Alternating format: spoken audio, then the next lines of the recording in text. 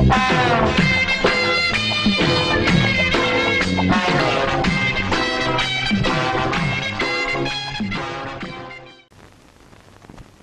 அப்பளம் வைமா. பொரியல் பொரியல் கொஞ்சம் வை. என்ன ஊருக்கா? மாங்காய் ஊருக்கா? அதுவும் வை. திங்கிறதுல விட உனக்கு இருந்த போறாடா, மத்த விஷயத்துல அந்த அறிவு இருக்கணும். ஆரம்பிச்சிட்டாரு. நீ போன திறந்து இதே தான் பாரு. எங்க உங்களுக்கு நான் எத்தனை தடவை சொல்லிருக்கேன், திங்கும் போது பக்கத்துல உட்காந்து திட்டாதீங்கன்னு. பிள்ளைக்கு திங்கிற சொல் கூட உடம்புல ஒட்டாது போல இருக்க. 2.5 வயசாச்சு, ஒரு வேலை வெட்டிக்கு போறானா அவனுக்கு வக்காலத்து வாங்குற நீ. இன்னும் கொஞ்சம் குழம்பு ஊத்துமா. நான் போடுறேன்ப்பா. பாரு நான் என்ன சொல்லிட்டு இருக்கான், அவன் என்ன கேட்டுக்கிட்டு இருக்கான் பார். இப்ப அவனுக்கு என்ன வயசாயிடுச்சு? பச்சை புள்ள தானே. இப்ப இருந்தா அவனை வேலைக்கு போன்னு விரட்டினா எப்படி? அவனை பச்சை புள்ளன்னு நீ நினைச்சிட்டு இருக்க. நேற்று சந்து மனையில ஒரு பொண்ணோட பேசிட்டு இருக்கான். முந்தா நாள் தியேட்டர் வாசல் ஒரு பொண்ணோட பேசிட்டு இருந்தா.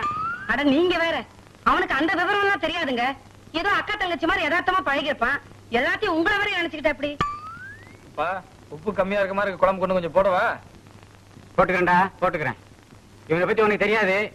என்னைக்காவது ஒரு நாளைக்கு இல்லாட்டி ஒரு நாளைக்கு 4-5 பேர் வயிற்று நப்பிட்டு வாசல் வந்து நிக்க போறாளுங்க. அப்படி யாராவது வந்தா நீ விசாரிச்சு பாருமா. சத்தியமே என் பேர் சொல்ல மாட்டாங்க, அப்பா பேர் தான் சொல்லுவாங்க. வண்டிக்காரர இந்த சாமான்களை எல்லாம் எடுத்து உள்ள வைங்க சீக்கிரம். மாப்பிள இவ்வளவு உயரமா நிக்கிறீங்களா? ஏதாவது சாமான்கள் எடுக்கப்படாது? மாப்பிள சீக்கிரம் எடுக்க மாப்பிள. அம்மா இந்த சாமான்களை எல்லாம் எடுத்து பையன்கிட்ட கொடுத்து விடு. கட்டையாது மாப்பிள இருங்க, இது ரொம்ப வெயிட்டா இருக்கும். இதை விட சிறுசா ஏதாவது இருக்குன்னு தேடி பாருங்க. வாங்க.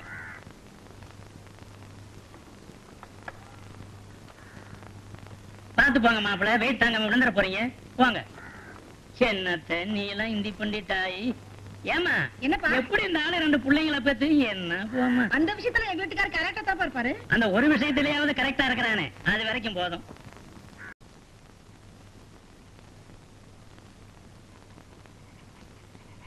டேய் டாமி, உனக்கு இந்த பிஸ்கட் மட்டும் இல்ல, கிரீம் பிஸ்கட் வேணாலே 25 ரூபாய்க்கு வாங்கி தரேன். ஆனா நான் சொல்ற வேலையை மட்டும் கரெக்டா நீ செய்யணும். இன்னும் கொஞ்ச நேரத்துல கண்ணாடி போட்ட ஒரு இந்தி பண்டிட் நம்ம வீட்டுக்கு வருவான். 1/2 கிலோ கறி எடுக்கிற அளவுக்கு 4 கடி கிடைச்சிடணும்.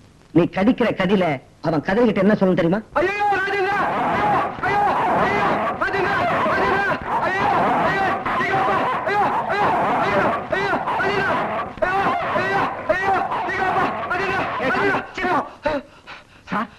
என்னாச்சு சார்?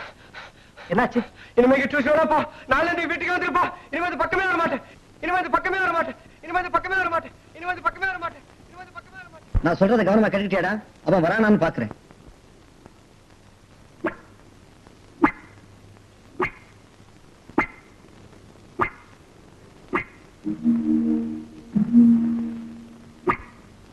கரெக்ட். இதான் ராஜேந்திர வீடு. டேய் டாமி, கண்ணாடிக்காரன் வந்துட்டான். நீ கடிக்கிற கடியில அவன் வீட்டு பக்கமே வரக்கூடாது. என்ன? போடா, சீக்கிரம் போ. சீக்கிரம் போ.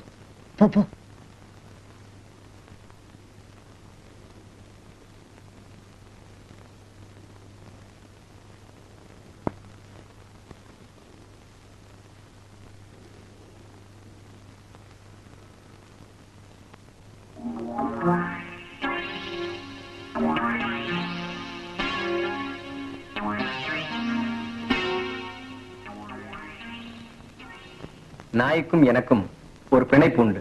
ஆனால் தான் எங்கு சென்றாலும் கிராக் ஜாக்கோடு செல்கிறேன்.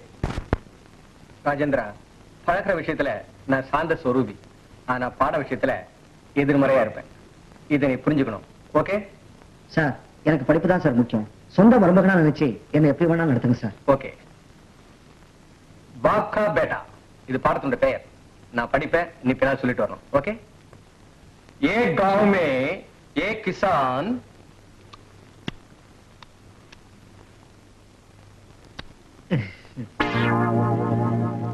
போதும் பாட்டி.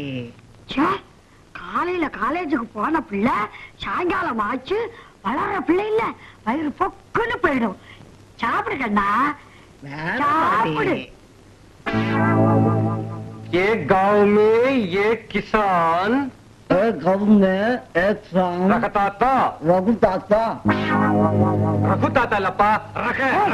சும்மா இரு, குழந்தை சாப்பிடுது இல்ல.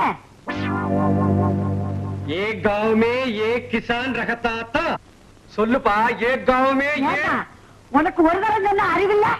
குழந்தை சாப்பிடுது.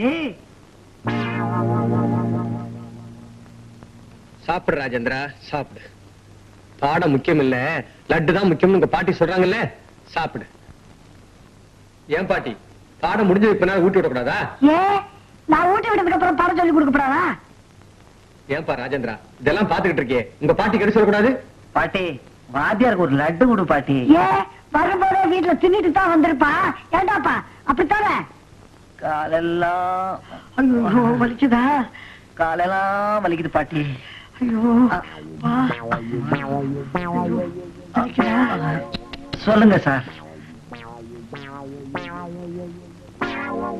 एक गांव में एक किसान रखता था.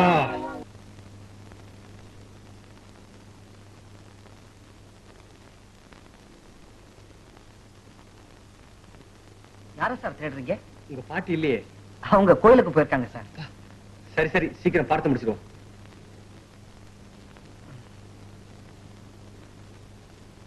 बाप का बेटा हाँ. एक गांव में एक किसान रखता था. रघुताता இல்லப்பா, ரகதாத்தா. ரக இங்க இருந்து சொல்லணும். சொல்லு. ரக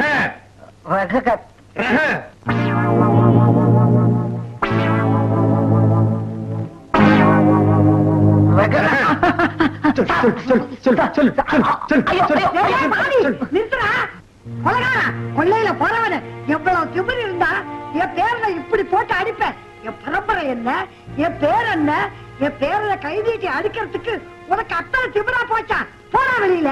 ஒரு டிவிஷன் மாச்சு, மண்ணா கட்டியும் மாச்சு, எதிர்த்து வெளியில போடான்னா போடா வெளியில.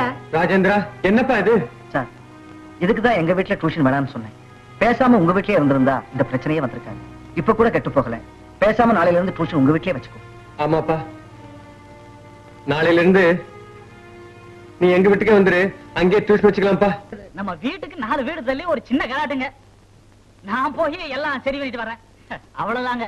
என்ன கலாட்டா? பெருசா ஒண்ணும் இல்லைங்க. அந்த வீட்டுல ஒரு வயசு வந்த பொண்ணு, உங்க மாதிரி பாருங்களேன். அந்த வீட்டுக்கு ஒரு பையன் வந்துட்டும் போயிட்டு இருந்தான். எம்மாரின்னு பாருங்களேன். இவங்க 2 பேரும் ஒருத்தர் பார்த்து மனசார ஒன்றி போய் ஒரு தெய்வீகமான லவ் உண்டாயிருச்சுங்க. இது வீட்டுல தெரிஞ்சு பெரிய கலாட்டுங்க. இதுக்கு போய் எங்க சிரிக்கிறீங்க? இல்ல, நீங்க லவ்னு சொன்ன எனக்கு திருச்சி ஞாபகம் வந்துச்சு. திருச்சியா? திருச்சியில என்னங்க? இல்ல, எங்க வீட்டுக்கு ஒரு பையன் இந்த மாதிரிதான் அடிக்கடி வீட்டுக்கு வந்துட்டு இருப்பான். அசல் உங்களை மாதிரி ரொம்ப அடக்கமா இருப்பான். ஒரு நாள் இந்த ராஸ்கல் என்ன பண்ணா தெரியுமா? என்னங்க பண்ணா? எனக்கு ஒரு லவ் லெட்டர் கொடுத்துட்டான். லவ் லெட்டர் கொடுத்துட்டாங்க? நீங்க என்னங்க பண்ணீங்க? ஒண்ணும் பண்ணல. சைலண்டா கால இருக்கிற செருப்பை கட்டி பலாறு பலாறு நாள் விட்டேன்.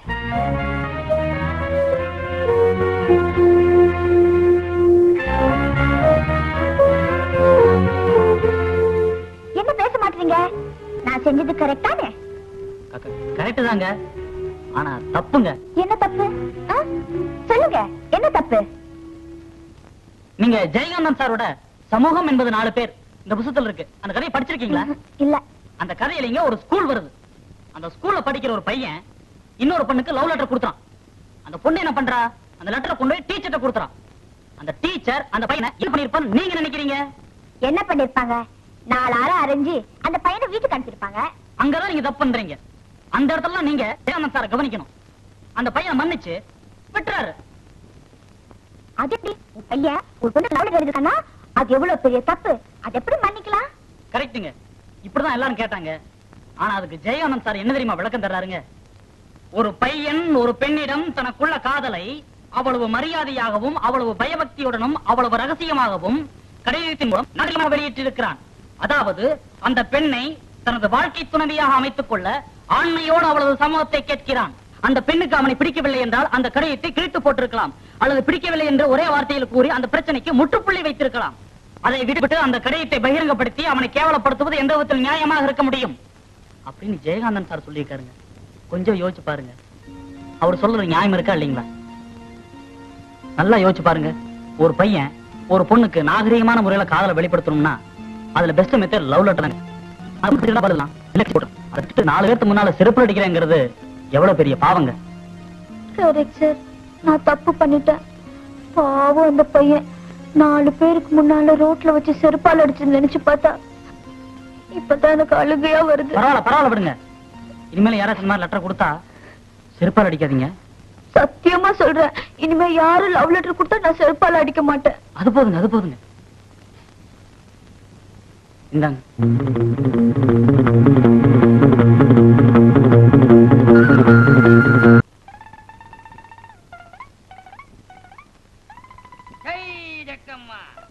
ஆதி பராசக்தியை நாக்கில வச்சுக்கிட்டு அடுக்கடுக்கா பல விஷயங்களை சொல்றேன், கவனமா கேட்டுக்குங்க. பழைய நம்பர் 18, புது நம்பர் 8. இந்த 8ஆம் நம்பர் வீட்டுக்கு ஒரு நல்ல விஷயம் சொல்லு ஜக்கம்மா. அதிகாலையில நான் சொல்றது அத்தனை அப்படி நடக்க போகுது, கவனமா கேட்டுக்குங்க.